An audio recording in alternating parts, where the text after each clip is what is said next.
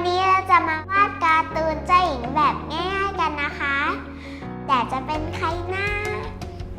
หาอุปกรณ์ดีกว่า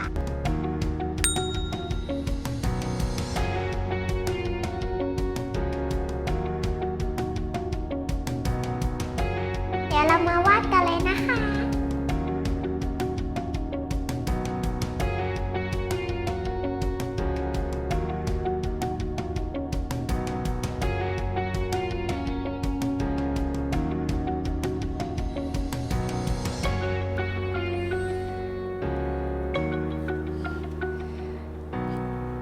เดี๋ยวเราค่อยมาเติมรายละเอียดก็ได้ค่ะต่อไปเราไปปากและจมูกกันเลยค่ะครั้งนี้เราจะทำตัวก่อนเลยนะคะ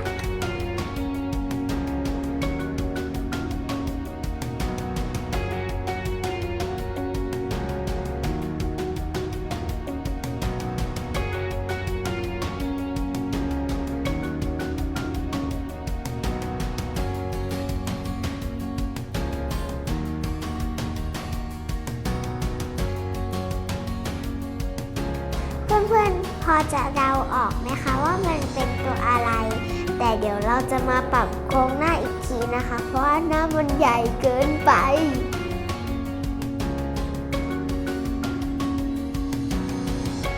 มาใส่ตากันเลยค่ะ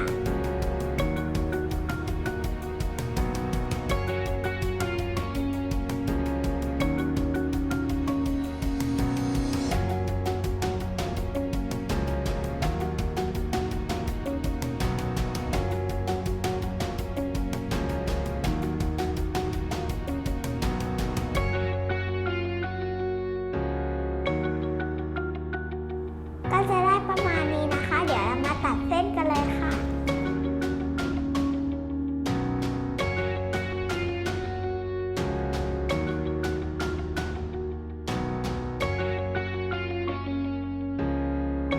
เพื่อนๆก็น่าจะรู้แล้วนะคะว่าเธอคือใครโมอาน่าไงคะ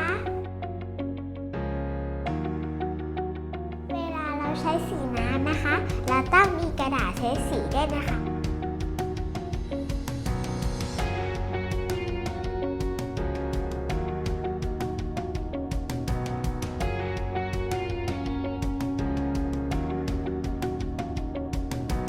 เดี๋ยวหนูจะแทรกสีนะคะเราต้องแทรกสีเวลาที่น้ำมันยัง